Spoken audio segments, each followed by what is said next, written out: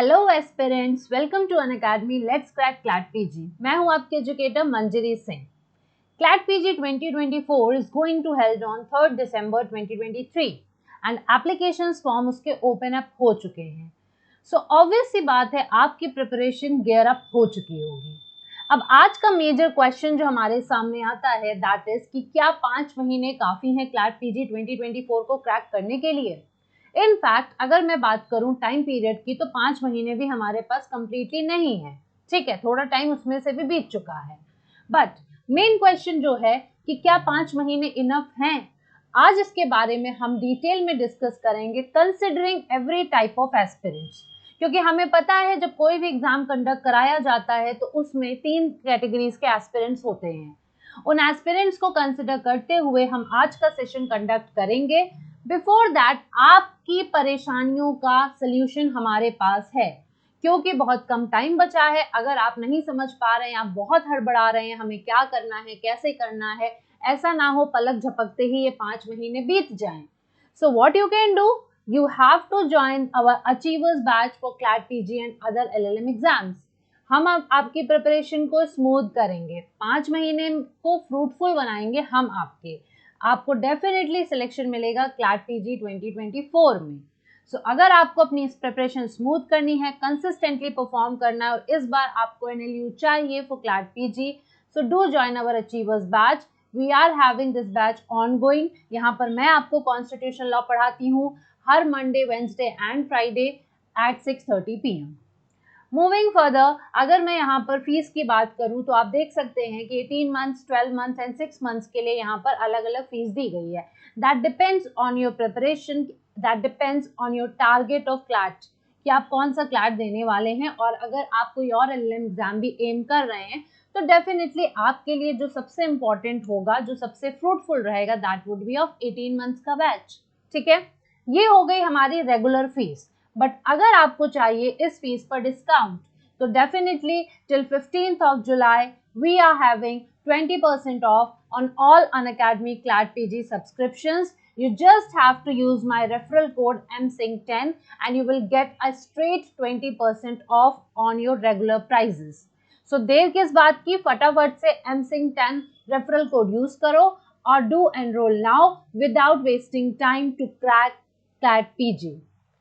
अगर आपने ये प्रोग्राम हमारा ज्वाइन कर लिया तो आपको पता होना चाहिए कि आपको क्या फैसिलिटीज मिलेंगी। तो डेफिनेटली आपको डेली लाइव क्लासेस मिलेंगी। बहुत ज़्यादा समय हमारे पास बचा भी नहीं है, तो इसलिए डेली लाइव क्लासेस होंगी, उसमें वेरियस क्विजेस कराई जाएंगी, कई टेस्ट कंडक्ट कराए जाएंगे। अपार्ट फ्रॉम दैट आपको इन क्लास PDF प्रोवाइड किया जाएगा with case law analysis. Also अगर आप मेरी फ्री क्लास को ज्वाइन करते हैं, फ्री स्पेशल लाइव क्लास, तो this will also boost your preparation for CLAT PG and other LLM exams, क्योंकि यहाँ पर भी मैं बहुत ही इंपॉर्टेंट टॉपिक्स को डिस्कस करती हूँ। बस आपको इसमें क्या करना है, इसके लिए आपको कोई भी फीस नहीं देनी है। You just have to scan this QR code showing on the screen and आप जाकर वहाँ पर मेरे already recorded special live class के लेक्चर्स देख सकते हैं, प्लस अपकमिंग लेक्चर्स का आप लाइव क्लास अटेंड कर सकते हैं at 6:30 PM every Tuesday and Thursday. ठीक है, सो इन सारी चीज़ों की अपडेट्स अगर आपको चाहिए तो आपको स्कैन करना है QR कोड और आप ज्वाइन कर लोगे इससे हमारा टेलीग्राम चैनल। वहाँ पर आपको कोर्स से रिलेटेड अपडेट्स, स्पेशल क्लास से रिलेटेड अपडेट्स, बाकी जितने भी आपके LLM से रिलेटेड एग्जाम्स हो रहे हैं उन सब की अपडेट्स आपको वहाँ पर मिलती रहेंगी। सो अब आज का जो प्रश्न हमारे पास है उसको सॉल्व करने की कोशिश करते हैं। फर्स्ट ऑफ ऑल मेरा जो मानना है कि बिल्कुल भी पैनिक करने की ज़रूरत नहीं है। ठीक है, बिल्कुल भी पैनिक करने की ज़रूरत नहीं है, एकदम चिल मारो। ठीक है, take a deep breath and आराम से अपने दिमाग को शांत करके चीज़ों के बारे में सोचना स्टार्ट करो। अब ये नहीं है कि सिर्फ सोचते रहना जाना है, आपको सोचना सिर्फ एक दिन है and then you have to start working on it on the very next day. जैसे आपको मालूम है कि आपके पास बचे हैं 5 महीने, तो कोई भी आपको चिंता करने की जरूरत नहीं है। You can still make it. लोग 1-1, 2-2 महीने में करके निकाल लेते हैं, अभी तो आपके पास फिर भी 5 महीने हैं। Definitely it's not always the time which matters, it's always your hard work matters, your strategy matters. हम अभी से कितना पढ़ते हैं ये फर्क नहीं पड़ता है, but on the D-Day what we perform, that matters. हमारा सिलेक्शन कब होगा, किसके बेसिस पर होगा, उस 2 घंटे में हम जैसा परफॉर्म करने वाले हैं, उस 120 मिनट्स में हम उन 120 क्वेश्चंस को कैसे टैकल करेंगे, नेगेटिव मार्किंग को कैसे टैकल करेंगे, इस पे डिपेंड करता है सिलेक्शन। सिलेक्शन कभी भी आपकी प्रीवियस तैयारी पे डिपेंड नहीं करता है कि आपने कब से पढ़ना स्टार्ट कर दिया था, आप कितनी घंटे पढ़ते थे, ये सब कुछ मैटर नहीं करता है। This differentiates individual to individual. आप यहाँ पर एक की स्ट्रैटेजी दूसरे पे अप्लाई नहीं कर सकते हो। आपका फ्रेंड अगर 15 घंटे पढ़ पाता है तो आप जरूरी नहीं है 15 घंटे पढ़ोगे। अगर आपका फ्रेंड पिछले 2 साल से तैयारी कर रहा था, एलएलबी करते ही क्लैट पीजी की प्रिपरेशन करने लगा था, आपने नहीं किया, दैट डजंट मीन कि उसका सिलेक्शन हो जाएगा और आपका नहीं होगा। ये अलग अलग फैक्टर्स होते हैं जो इंडिविजुअल टू इंडिविजुअल डिफर करते हैं। आपको सबसे पहले तो इस चीज को समझना है, क्योंकि अगर ये चीज आपने समझ ली तो आपके अंदर का हर डर निकल जाएगा। तो इन सबको किनारे रखते हुए यू हैव टू फोकस कि मैं क्रैक कर सकता हूँ। जहां पर भी पढ़ते हो सामने बड़ा बड़ा लगा लो, I can crack CLAT PG, या फिर हमारा जो आपका चैनल का नाम है लेट्स क्रैक क्लैट पीजी, वही लगा लोगे, that is more than enough to crack CLAT PG this time. So basically positive होके बैठिए, बिल्कुल आप कर सकते हैं। जब आप ये अपने अंदर ये पॉजिटिव थॉट को डेवलप करेंगे तब आप आगे सोच पाएंगे। अब सोचने के लिए क्या है कि हमारे पास 3 तरह के लोग होते हैं। एक होते हैं वो एस्पिरेंट्स जो वेल प्रिपेयर्ड है, जो फ्रॉम द जब वो एलएलबी कर रहे थे, लॉ स्कूल में थे, दे न्यू इट कि मुझे एलएलएम करना है, मुझे हायर स्टडीज में जाना है, मुझे असिस्टेंट प्रोफेसर बनना है। ठीक है। दूसरा चीज हो सकता है एलएलएम उनको इसलिए भी करना था क्योंकि मुझे बिजनेस लॉज में एलएलएम करना है और मुझे सिलेक्शन लेना है, प्लेसमेंट मतलब मुझे प्लेसमेंट लेना है अच्छे पैकेज का, या फिर मुझे फॉरेन जाना है। ये सारे एस्पेक्ट्स होते हैं उन वेल प्रिपेयर्ड स्टूडेंट के बारे में। ठीक। तो अब उनके साथ क्या सिचुएशन है, उनके साथ ये सिचुएशन होगी कि उनका शायद पूरा सिलेबस कंप्लीट भी हो गया हो, they are on the revision mode, ऐसा हो सकता है। ठीक। या फिर वो अभी भी भले बहुत ज्यादा नहीं पढ़ पाए हो, लेकिन उनको पता है हमें कैसे करना है, उनका अप्रोच जो होगा वो बहुत ही क्लियर होने वाला है, उनको बहुत क्लियर पता है मुझे कैसे इस पेपर को टारगेट करना है। सेकेंड कैटेगरी जो हमारे पास होती है वो होती है नॉट सो प्रिपेयर्ड वाली, जो समथिंग डिलेमा में फंसे हुए हैं। ठीक है। अभी ये वेल प्रिपेयर्ड वाले जो है ना, इन्होंने अब तक फॉर्म भर भी दिया होगा, डेफिनेटली फॉर्म भर दिया होगा, अब एकदम फॉर्म भर के एकदम रिवीजन मोड में आ चुके होंगे कि बस भाई 5 महीने तो बस अब बार बार रिवीजन करना है, क्वेश्चंस प्रैक्टिस करने, मॉक्स जितने ज्यादा से ज्यादा दे सकते हैं वो करना है। बट नॉट सो प्रिपेयर्ड वालों का क्या सीन होगा, अभी ये सोच रहे होंगे यार फॉर्म भर दें, यार 5 महीने बाकी हैं, हो पाएगा, निकल पाएगा, 4,500 अरे 4,000 रुपए लगा दें। ठीक है। ऐसे थॉट्स इन लोगों के मन में आ रहे होंगे डेफिनेटली। ठीक है। सो आपको क्या करना है, आप सबसे पहले अगर आप इस अपने डिलेमा को दूर करना चाहते हो तो फर्स्ट ऑफ ऑल फॉर्म भर दो। फॉर्म भरने के बाद सारा डिलेमा दूर हो जाएगा। एक बार आपने 4,000 रुपए दे दिए, अब आपको कोई भी टेंशन नहीं है, आपको मालूम है कि अब पेपर जैसा भी हो मुझे तो पढ़ के जाना है, मुझे तो देना है। लेकिन अगर आप पेपर नहीं भरोगे, आप डिलेमा में रहोगे, आप सोचोगे नवंबर की लास्ट डेट तक मैं फॉर्म भरूं, तो इन दैट केस क्या होगा, ना आप पढ़ाई कर पाओगे और ना ही आप क्लैट पीजी के लिए टारगेट कर पाओगे। और एक और चीज बता दूं, अगर कोई ये सोचता है इस बार चलो ऐਵੇਂ ही करते हैं, अगली बार ध्यान से, ऐसा नहीं होता है। कभी कभार लोगों का फर्स्ट अटेम्प्ट में फ्लूक में निकल जाता है, और कभी कभी वो बहुत प्रिपेयर्ड होकर नेक्स्ट के लिए बैठे हैं, अगली बार दे देंगे, अगली बार दे देंगे, और शायद उस बार वो नहीं निकलता है। तो आपको जो मौका मिल रहा है, just avail that opportunity. You never know कि आपको 2 महीने में पढ़ के निकल रहा है पेपर की 5 महीने में, क्योंकि it depends on your strategy, it depends on कि आपको कितना पता है पहले से। हो सकता है आप इतने ब्राइट स्टूडेंट रहे हो लॉ स्कूल में कि आपको सब लॉ आता है, सिर्फ अगर आपको प्रैक्टिस करने हैं क्वेश्चंस तो वो उसके लिए तो 5 महीने बहुत ज्यादा है, उसके लिए तो 1-2 महीने काफी होते हैं, बट आपके पास तो 5 महीने हैं। तो यहाँ पर आपको किसी से भी कंपेयर नहीं करना है, यार उसका तो देखो पूरा सिलेबस हो गया, कोई बात नहीं, उसका हो गया, उसका होने दो, आपके पास जो टाइम है आप उसको अवेल करो। आप जितने दिन बैठ के रोगे ना, उतना ही टाइम आपका पीछे जाता जाएगा, उतने ही डेज कम होते जाएंगे। तो you just have to focus on the अभी का टाइम जो आपके पास अवेलेबल है, आपको उसको कैसे फ्रूटफुल करना है, you just have to focus on that. ठीक है। And third category is the relaxed category. ये वो कैटेगरी होती है जिसको पता है कि हमको तो एनएलयू ही जाना है। ठीक है। लेकिन उनको क्या लगता है, यार अभी तो इस बार देखते हैं, पेपर देखते हैं कैसा होता है, ठीक है, जाके देखते हैं, पेपर देंगे बस, और देंगे और फिर अगली बार अच्छे से तैयारी करेंगे। तो इनको तो कोई टेंशन नहीं होगी, इन्होंने तो शायद फॉर्म भर भी दिया हो लेकिन एकदम रिलैक्स मोड में बैठे होंगे। ठीक है। अब मैं आपको बता दूं, अप्रोच इन तीनों की सेम होगी। अप्रोच अगर इन लोगों को लगता है, रिलैक्स वालों को भी लगता है कि भाई टाइम में थोड़ा यूटिलाइज कर लें, पढ़ लें, तो मैं आपको आज जो अप्रोच बताने वाली हूँ वो इन तीनों लोगों के लिए सेम है, और उनको अपनी प्रिपरेशन के हिसाब से उसको बस थोड़ा बहुत मैनिपुलेट करना है। But you have to do this, you have to do. यार आप कोई भी फॉर्म भरते हो, अगर आपको लग रहा है कि मैं इस बार बस मैं तैयारी के लिए ऐसे ही कर दूं, तो ऐसा नहीं करना चाहिए, ये अप्रोच नहीं रखना चाहिए।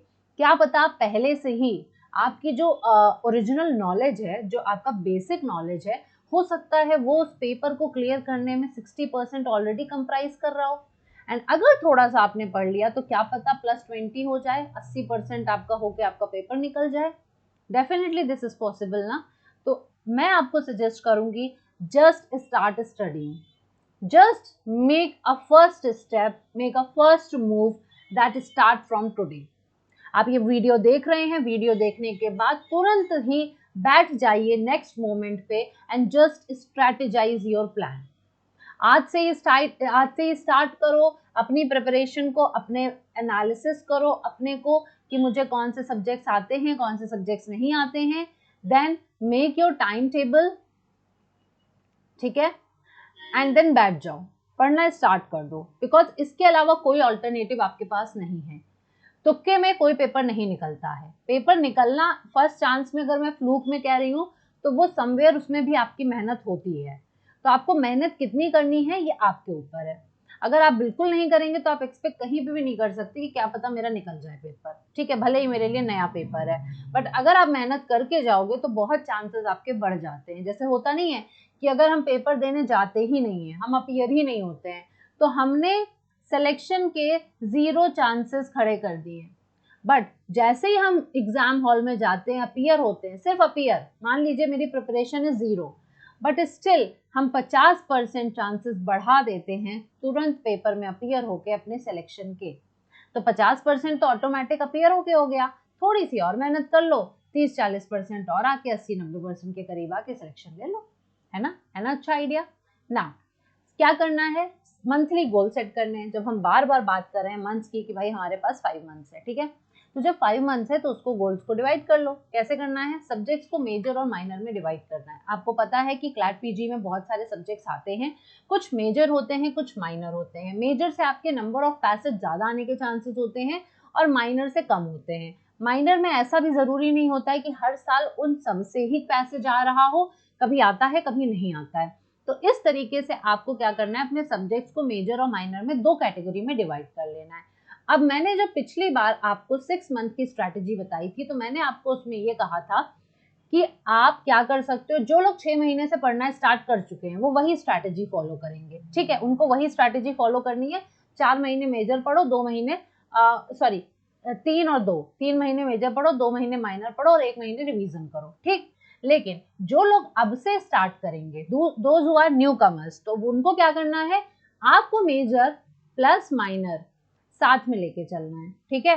आप अलग अलग नहीं लेके चलोगे, आप इसको साथ में इक्वली लेके चलोगे, क्योंकि अब अगर आपने सोचा कि मैं पहले मेजर पढ़ लूं, तो एक टाइम ऐसा आएगा जब माइनर को लेके आप थोड़े से एंजाइटी में जा सकते हो। आपको लगेगा यार मेजर में तो खाली 4-5 सब्जेक्ट मेजर थे, मैंने तो इतने सारे सिलेबस में सिर्फ 4 ही 5 पढ़े हैं, क्या मेरा इससे कुछ भला हो भी पाएगा। आप डाउट करने लग जाओगे। इन दैट केस, क्योंकि अब ऐसी सिचुएशन आ गई है, जब 6 मंथ की स्ट्रैटेजी मैंने बताई थी उस वक्त खाली डेट आई थी, उस वक्त आपका फॉर्म नहीं आया था। बट जो साइकोलॉजी स्टूडेंट्स की होती है वो ये होती है कि जब एक बार फॉर्म आ जाता है तो उनको मालूम है कि हाँ अब तो मुझे सीरियस होना पड़ेगा। अब आपके बाकी एस्पिरेंट जो होते हैं वो सीरियस हो जाते हैं, तो यहाँ पर जो थोड़ा बहुत भी कम सीरियस होते हैं उनको टेंशन होने लग जाती है, ठीक है। So what you have to do, you have to be very much patient, क्योंकि यहाँ पर आपकी लड़ाई खुद से है, दूसरों से तो है ही एग्जाम हॉल में बैठने के बाद, लेकिन ड्यूरिंग द प्रिपरेशन टाइम आपकी लड़ाई हमेशा खुद से होती है। क्योंकि अगर आप खुद का मोरल डाउन कर देते हो तो फिर आप उन दूसरों से लड़ाई करने के लिए उस हॉल तक पहुंच ही नहीं पाते हो, ठीक है। सो बहुत ही बेसिक सी चीज है, मेजर और माइनर में पहले सब्जेक्ट्स को डिवाइड कर लो, कौन से किस तरीके से होगा, ये है आपका स्टेप 3। 4 मंथ की स्ट्रैटेजी वर्क करेगी for the major and minor, ठीक है। मेजर में आप रखोगे नंबर 1 पे कॉन्स्टिट्यूशनल लॉ। मैं आपको पहले भी बता चुकी हूँ कि मैं यहाँ पर कॉन्स्टिट्यूशनल लॉ पढ़ाती हूँ, ठीक है। कॉन्स्टिट्यूशनल लॉ का एक सेपरेट मेरा कोर्स आया हुआ है। इस कोर्स को आप एनरोल कर सकते हो मेरा कोड यूज करके msing10। अगर आपको डिटेल में नहीं पढ़ना है, you just have to be focused on this constitutional law, तो आप क्या कर सकते हो, आप कॉन्स्टिट्यूशनल लॉ का अनअकैडमी की वेबसाइट पे जाओ, वहां पर आपको सेपरेट कॉन्स्टिट्यूशनल लॉ का मेरा कोर्स मिल जाएगा। msing10 रेफरल कोड यूज करोगे और आपको वहां पर डिस्काउंट मिलेगा। ठीक है, ऑफर प्राइस पहले से ही लगा हुआ है, मेरा कोड यूज करोगे तो और आपको डिस्काउंट मिल जाएगा। तो कॉन्स्टिट्यूशनल लॉ तो इंपॉर्टेंट है ही। दूसरा क्रिमिनल लॉ आपका मेजर है, जूरिस्प्रूडेंस है, पब्लिक इंटरनेशनल लॉ है, लॉ ऑफ कॉन्ट्रैक्ट्स है, लॉ ऑफ टॉर्ट्स है। ये आपके कुछ मेजर सब्जेक्ट्स होते हैं जिन पे आपको फोकस करना है। तो आप क्या करेंगे, इनको एक अलग कैटेगरी में रखेंगे। देन आपको क्या करना है, minor, administrative law, IPR, family, tax, environment, property, company, labour, land law, ये सारे लॉज जो हैं इनको एक अलग कैटेगरी में रखोगे। अब सबसे पहले क्या करो, इनका मटेरियल निकाल के रख लो। ठीक है, आपके पास जो भी अवेलेबल मटेरियल है, रेफरेंस बुक है आपके पास, जो भी बेयर एक्ट है, और आपके पास अगर कोई पुराने नोट्स बने हुए ऑलरेडी रखे हैं तो उनको निकाल के रख लो। ठीक है, बार बार नहीं की जरूरत है तब जाके ढूंढ रहे हैं, तो प्रायोरिटी वाइज उसको ढूंढ के रखिए। जैसे मेजर का भी एक सब्जेक्ट निकालिए, फिर माइनर का एक सब्जेक्ट अभी निकाल के रख लीजिए, दो काम ये करिए। ठीक, एक मान लीजिए कॉन्स्टिट्यूशन इधर से निकाला तो एडमिनिस्ट्रेटिव निकाल लो, क्योंकि दोनों आपस में नेचर उनका सेम है। तो यहाँ से कॉन्स्टिट्यूशन निकाला, यहाँ से एडमिनिस्ट्रेटिव निकाला। अब अभी बाकी पे ध्यान मत दो, अब जब पहले ये दोनों पूरे हो जाएंगे ना तब हम दूसरे पे जाएंगे। ठीक है, जैसे फॉर एग्जाम्पल मेजर में 1 2 3 4 5 6, you have 6 major, and 1 2 3 4 5 6 7 8 9, you have 9 minor. ये तो वो है जो आते ही, जो हमें अभी तक आज तक पूछे गए हैं। ठीक है, हमेशा वाले ये नहीं है, और भी हो सकता है कोई नया इस बार पूछ लिया जाए। तो 6 मेजर हैं और 9 माइनर हैं, तो जितना मेजर को टाइम देंगे क्या उतना ही माइनर को देंगे? डेफिनेटली नहीं देंगे, ये चेंज होता रहेगा। कॉन्स्टिट्यूशन जब तक चलेगा उतने में आपको एडमिनिस्ट्रेटिव भी निपटाना है, उसमें आप एनवायरनमेंट भी एक लेके चल सकते हो, क्योंकि कई बार इंटर रिलेटेड पूछा जाता है। तो ये दोनों आपने कॉन्स्टिट्यूशन के साथ खत्म कर दिया। फिर आपने जब क्रिमिनल लॉ पढ़ रहे हो तो आपको हल्का फुल्का उठा लो, है ना, हल्का फुल्का in the sense land law उठा लिया। फिर जूरिस्प्रूडेंस जब पढ़ रहे हो तो उस टाइम आपने उठा लिया प्रॉपर्टी लॉ। ऐसे आप करके कर सकते हो। ठीक है, कॉन्ट्रैक्ट के साथ आपने फैमिली उठा लिया। ये आपको करना है 4 मंथ में डिवाइड। अब ये मैं आपको एग्जैक्ट नहीं बता सकती, क्योंकि इसमें आपके कुछ स्ट्रांग होंगे सब्जेक्ट्स और कुछ आपके वीक होंगे। ठीक है, तो मैं यही रिकमेंड करूंगी कि यहाँ पर आप अगर एक कॉम्बिनेशन अच्छा बना सकते हो तो इस तरीके से कि स्ट्रांग में ले लो मेजर को पहले, देन उसके साथ वीक मेजर लो, सॉरी उसके साथ वीक माइनर लो। ठीक है, वीक माइनर लो, एंड देन आपका जब वीक मेजर चलेगा तो फिर आप स्ट्रॉन्ग माइनर लेके चल सकते हो, ऐसे कर सकते हो। ठीक है, एक तरीका ये हो गया। दूसरा तरीका हो गया नेचर वाइज डिवाइड करके, वैसे कर लिया। अब इसे फॉलो कैसे होगा? ठीक है, फॉलो करने के लिए अभी मैं बताती हूँ, उससे पहले मैं आपको एक स्टेप 4 बता दूं कि ये जो आप पढ़ोगे साथ ही साथ आप प्रैक्टिस करते रहोगे प्रीवियस ईयर पेपर और मॉक टेस्ट, ये आपका साथ साथ चलता रहेगा, ये कोई अलग से कहीं पर नहीं आएगा। मैं जो आखिरी का 1 महीना अगर रिवीजन के लिए कह रही हूँ तो उसमें ये आपका पोर्शन नहीं आएगा, आपको उसी के साथ साथ इसको प्रैक्टिस करना है जब आप पढ़ रहे हो। ठीक है, प्रीवियस ईयर पेपर कुछ नहीं तो 2020 से लेकर 2023 तक तो लगा ही लो। ठीक है, इतने तो कर ही लो। ठीक, हर हाल में, क्यों? क्योंकि 20 में पहली बार पैटर्न चेंज हुआ था, तो पहले इतना कर लो पहले।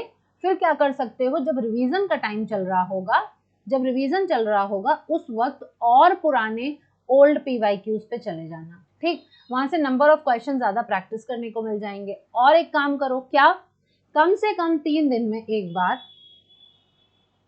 ठीक है, 1 in 3 days, कम से कम 3 दिन में एक बार मॉक टेस्ट सॉल्व करो। ठीक है, जैसे एक मान लो रख लिया वेंसडे और एक रख लिया सैटरडे। ठीक, ये 2 दिन एक तरह से निकाल लो जहां पर आपको मॉक टेस्ट करना है। अब मैं रोज क्यों नहीं कह रही हूँ, क्योंकि वेंसडे को जो ये सॉल्व करोगे उसके बाद you take a time of Thursday and Friday to analyse this paper. आप इस पेपर को कंप्लीटली एनालाइज करो कि मैंने कितनी गलती करी, मैंने कितने क्वेश्चन गलत किए, कितने क्वेश्चन सही किए, मेरा नेगेटिव मार्किंग कितना गया। ठीक, जब आप सैटरडे को ये सॉल्व करोगे देन टेक संडे छोड़ दो, चलो कोई बात नहीं, मंडे एंड ट्यूसडे, ये 2 दिन आप एनालाइज करो इस वाले पेपर को, एंड देन इसका बल्क में बना के रखते जाओ। ये डेली का पार्ट है आपका जो आप साथ साथ करते रहोगे। ठीक, फिर आप इसको साथ में रखते जाओ। एक बार एनालाइज कर चुके हो, अब रख दो। जब आप 1 महीने के रिवीजन वाले टाइम पर आओगे तो उस वक्त यहाँ तो आप ओल्ड PYQs लगाओगे जो 2020 से पहले पूछे जाते थे। दूसरा आप क्या करोगे, इन्हीं पेपर्स को जिनको आपने मॉक टेस्ट को करा था और एनालाइज किया था, आप एक बार इनको फिर से रिवाइज करोगे। आप इसको फिर से रिवाइज करोगे। मॉक टेस्ट से क्वेश्चंस रिपीट होने के चांसेस होते हैं, उनसे स्ट्रैटेजी आपको क्लियरली मालूम पड़ती है। ये हो गया इसको प्रैक्टिस करने का। ठीक, टाइम टेबल कैसे बनाना है? टाइम टेबल बनाना है 5 महीने का, बहुत ही क्लियर कट 5 महीने का टाइम टेबल बनेगा, 2, 2 and 1। ठीक है, 2 to 1 का रूल फॉलो होगा। 2 महीने और 2 महीने ये हैं, तो इसको हम बना लेंगे 4 महीने टोटल। अब कोई किसी का मन हो, मैं यहाँ पे ऑप्शन दे रही हूँ, व्हाट यू कैन डू। 2 महीने आपने मेजर कर लिया, 2 महीने आपने माइनर कर लिया एंड 1 महीने आपने रिवीजन कर लिया। एक तो ये हो गया। और व्हाट यू कैन डू, 4 महीने major and minor and 1 month is revision. ठीक है, ये हो गया। अब ये आपके ऊपर डिपेंड करता है, आपके इंटरेस्ट के ऊपर डिपेंड करता है, मैं बाउंड आपको नहीं कर सकती हूँ। मूविंग फर्दर, फोकस एरियाज आपको पता होने चाहिए मेरे क्या क्या है पेपर में, मुझे किन किन चीज़ों पे ध्यान देना है। जब मुझे अपने फोकस एरियाज पता रहेंगे तभी मैं अपने टाइम टेबल को डिस्ट्रीब्यूट कर पाऊंगी। ये तो मैंने एक बड़े पार्ट पे टाइम टेबल बना लिया 5 महीने का कि इतने महीना इतना महीना इतना महीना, बट अभी मेरा एक दिन का टाइम टेबल बनना बाकी है कि मुझे एक दिन में कितना काम करना है। ठीक है, तो फोकस एरियाज उसके लिए मुझे पता होना चाहिए। मुझे पता है मुझे फंडामेंटल्स पढ़ने हैं। ठीक, अगर मैं कॉन्स्टिट्यूशन पढ़ रही हूँ तो मुझे सारे आर्टिकल्स पता होने चाहिए, मैं बेयर एक्ट को पढ़ना आता हो, मुझे लैंडमार्क जजमेंट्स के बारे में पता हो जब मैं उस प्रोविजन के बारे में पढ़ रही हूँ, एंड देन उससे रिलेटेड मुझे रीसेंट जजमेंट या लेजिस्लेशन के बारे में पता हो कि क्या उस टॉपिक पर कोई रीसेंट अमेंडमेंट हुआ है, क्या कोई रीसेंट लेजिस्लेशन आया है, या फिर कोई रीसेंट जजमेंट्स आए हैं। ये सारे फोकस एरियाज मेरे होंगे, क्योंकि जब मुझे ये पता होगा तब मैं अपना नेक्स्ट स्टेप फॉलो कर पाऊंगी, एंड दैट वुड बी मैं अपने डे को 3 स्लॉट्स में डिवाइड कर पाऊंगी। कैसे डिवाइड करना है? You can do is morning, afternoon and evening. ठीक है, now there is one more thing, अगर कोई दिन में जाता है कॉलेज, जो रेगुलर स्टूडेंट है जो जाता ही जाता है, वो मिस आउट नहीं कर सकता, इस आफ्टरनून को आप रिप्लेस कर सकते हो नाइट से। ठीक है, मॉर्निंग सबके पास होगी, इवनिंग सबके पास होगी। मॉर्निंग आप कहोगे मैम कॉलेज अगर सुबह ही जाना है तो मॉर्निंग कैसे? इन दैट केस जो घर पर रहते हैं उनके पास मॉर्निंग का टाइम आपका हो जाएगा लगभग 8 बजे से, अगर आप बहुत आराम से उठते हो तो। ठीक है, फ्रॉम 8 AM। दूसरा, जिन लोगों को कॉलेज जाना होता है उनके लिए मॉर्निंग का टाइम फिर हो जाएगा 5 बजे। ठीक, वो अपनी सुबह 5 बजे से शुरू करें, वो एक सिटिंग क्या कर सकते हैं 5 से 8 वाली या 5 से 9 वाली। ठीक, अगर उनके पास टाइम जितने बजे कॉलेज जाते हैं उस हिसाब से। जो लोग घर में रहते हैं उनकी एक सिटिंग ये हो सकती है 8 से 12 वाली, समझ रहे हो आप, या फिर 9 से 12 वाली, जैसे आपके पास अवेलेबल है। मॉर्निंग शिफ्ट जब आप एक टाइम बैठोगे तो आप ये याद करके रख लो कि morning shift is going to be only for major के लिए होगी, क्योंकि ये आपका बहुत इंपॉर्टेंट पार्ट है आपके क्लैट पीजी का। ये एक ऐसा पोर्शन है जिससे पैसेजेस ज्यादा आने वाले हैं, जिससे नंबर ऑफ क्वेश्चन ज्यादा रहेंगे, तो आपको नो डाउट इस पे ज्यादा फोकस करना है। और जब हमें फोकस करना है तो हमको सुबह के टाइम पे वो चीज याद रखनी है, वो चीज उठानी है जो हमारे दिमाग में ज्यादा टाइम तक रहने वाली है। ठीक है, क्योंकि ये तो आएंगे ही आएंगे। मेजर लॉस तो फिक्स है कि क्रिमिनल लॉ पूछेंगे, कॉन्स्टिट्यूशन पूछेंगे, जूरिस्प्रूडेंस, PIL आएगा ही आएगा।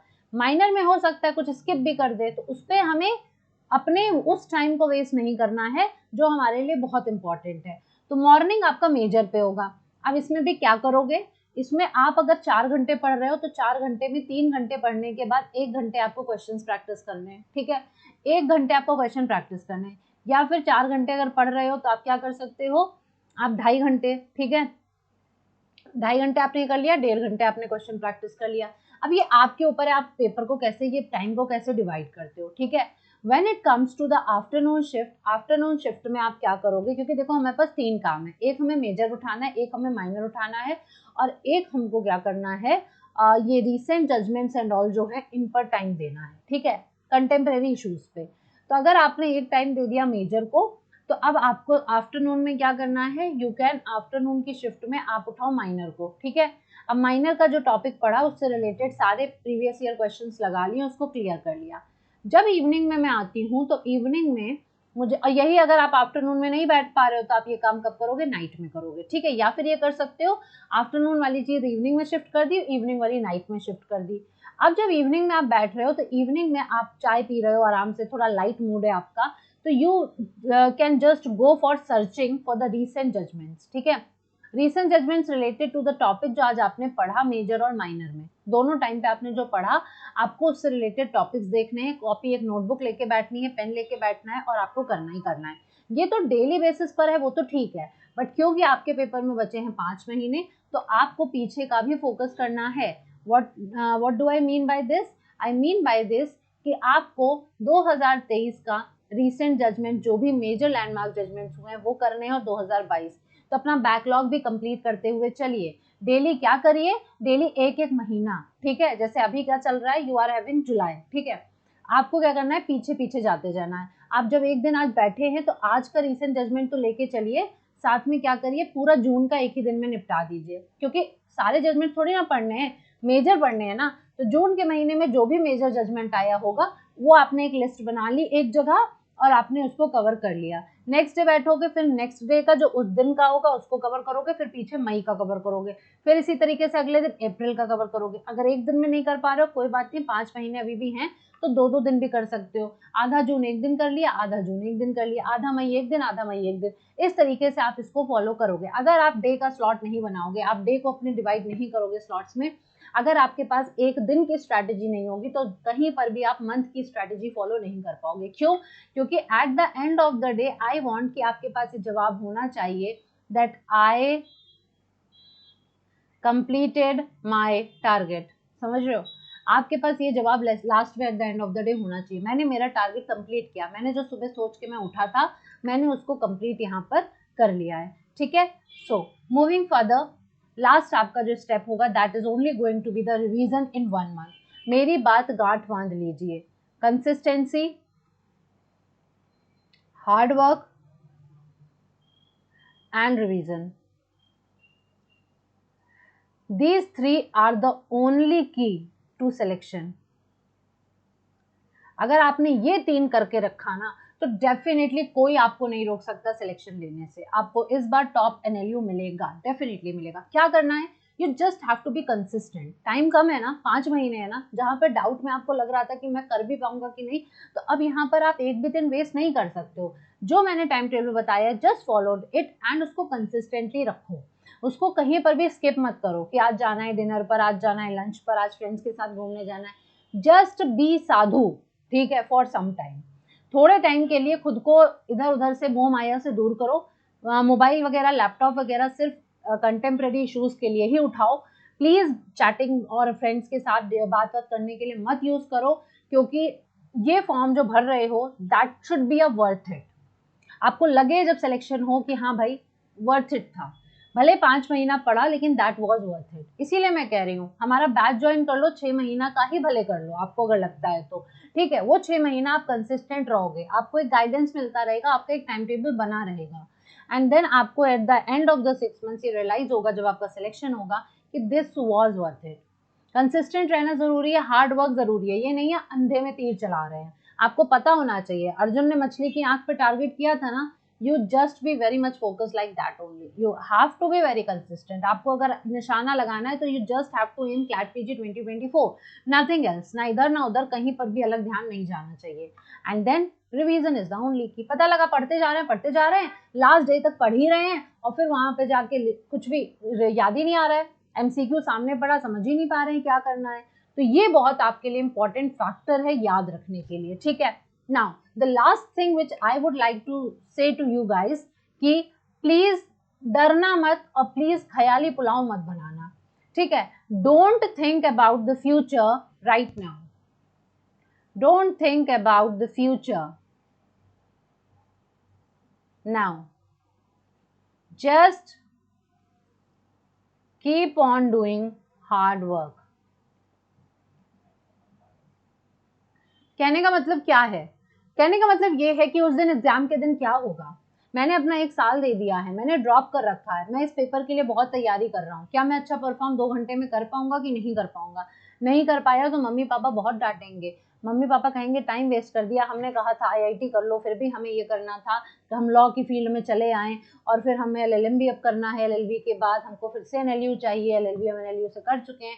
प्लीज़ इन सबको रिलीज़ कर दो, कुछ नहीं रखा है इसमें, बिल्कुल भी पैनिक करने की ज़रूरत नहीं है। अगर आप तैयारी अच्छे से करोगे ना, क्लैट PG आपका निकलेगा डेफिनेटली। आपको जस्ट क्या करना है, you have to be religious towards your study.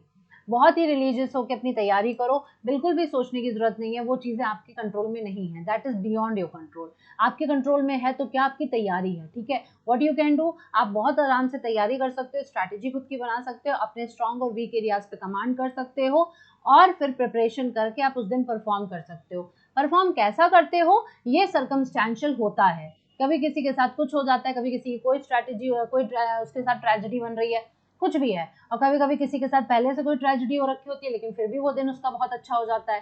तो ये सब कुछ ऐसा है जो आप पहले से नहीं सोच के जा सकते हो, वो 2 घंटे आपके लिए कैसे होने वाले हैं वो बहुत ही डिफरेंट होते हैं। तो उसके बारे में सोच के बिल्कुल भी टाइम वेस्ट मत करो, अभी भी टाइम है, प्लीज गाइज स्टार्ट कर दो, डेफिनेटली आप कर सकते हो। एंड आज का वीडियो अगर अच्छा लगा होगा तो लाइक जरूर करना, फ्रेंड्स के साथ शेयर करना मत भूलना, सब्सक्राइब नहीं किया है तो without thinking do subscribe now, because we will be coming up with these strategies more. Thank you so much.